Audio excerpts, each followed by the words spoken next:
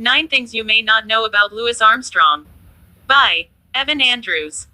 Updated. A Jewish immigrant family helped him buy his first horn.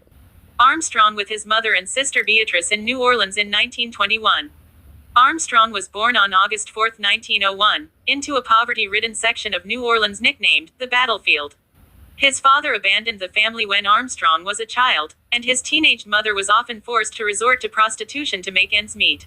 Young Louis spent much of his boyhood in the care of his grandmother, but he also found a second home among the Karnofskys, a local Lithuanian Jewish family who hired him to do odd jobs for their peddling business. The Jasmine would later write that the Karnofskys treated him as though he were their own child, often giving him food and even loaning him money to buy his first instrument, a $5 cornet. He wouldn't begin playing the trumpet until 1926. As a sign of his gratitude to his Jewish benefactors, Armstrong later took to wearing a Star of David pendant around his neck. 2. Armstrong first received musical training during a stint in juvenile detention. Armstrong spent his youth singing on the street for spare change, but he didn't receive any formal musical training until age 11, when he was arrested for firing a pistol in the street during a New Year's Eve celebration. The crime earned him a stint in a detention facility called the Colored Waifs Home for Boys, and it was there that Armstrong claimed, "Me and music got married."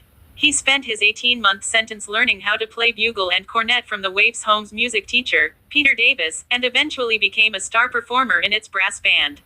Armstrong continued honing his skills in New Orleans honky-tonks after his release, and in 1919, he landed a breakthrough gig with a riverboat band led by musician Fade Marable. "I do believe that my whole success goes back to that time I was arrested as a wayward boy," he later wrote, "because then I had to quit running around and began to learn something.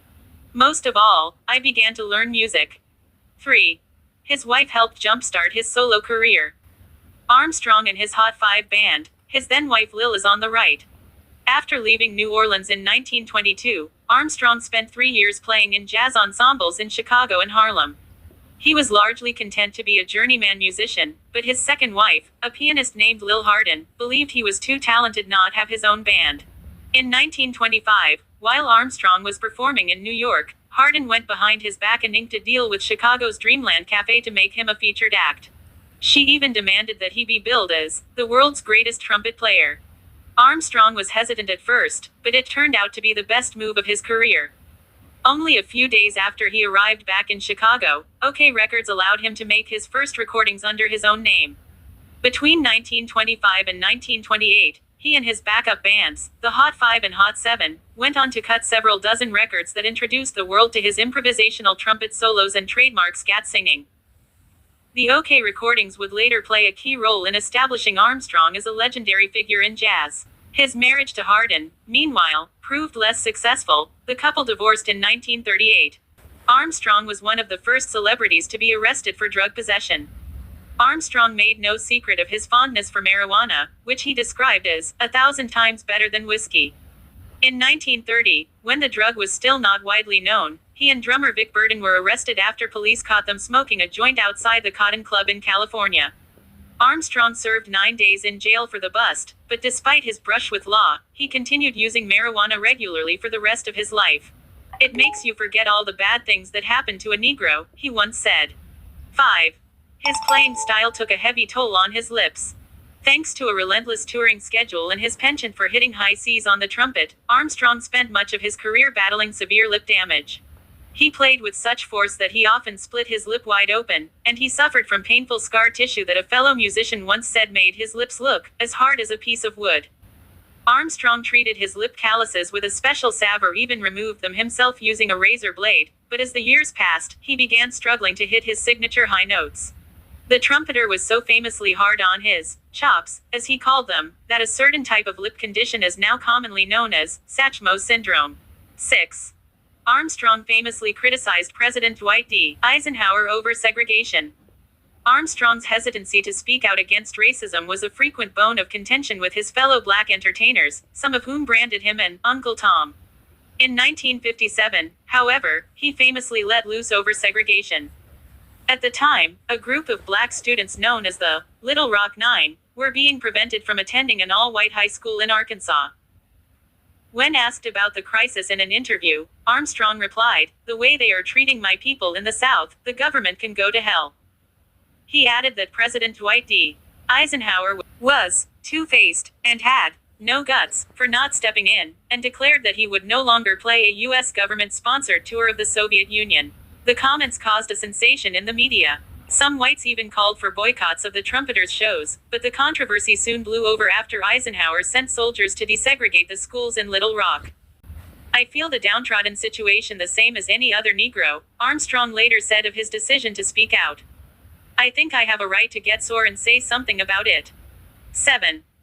He served as a musical ambassador for the U.S. State Department.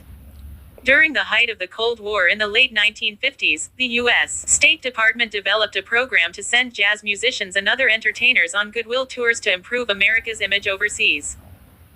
Armstrong was already known as Ambassador Satch for his concerts in far-flung corners of the globe, but in 1960, he became an official cultural diplomat after he took off on a 3-month, State Department-sponsored trip across Africa. The trumpeter and his band, the All-Stars, proceeded to take the continent by storm. In Accra, Ghana, 100,000 natives went into a frenzied demonstration when he started to blow his horn, the New York Times later wrote, and in Leopoldville, tribesmen painted themselves ochre and violet and carried him into the city stadium on a canvas throne. One of the most remarkable signs of Armstrong's popularity came during his stopover in the Congo's Katanga province, where the two sides in a secession crisis called a one-day truce so they could watch him play. He would later joke that he had stopped a civil war. 8. At age 62, Armstrong surpassed the Beatles at the top of the pop charts.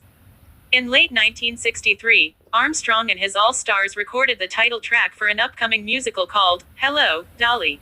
The trumpeter didn't expect much from the tune, but when the show debuted on Broadway the following year, it became a runaway hit. By May, Hello, Dolly had soared to the top of the charts, displacing 2 songs by the Beatles, who were then at the height of their popularity.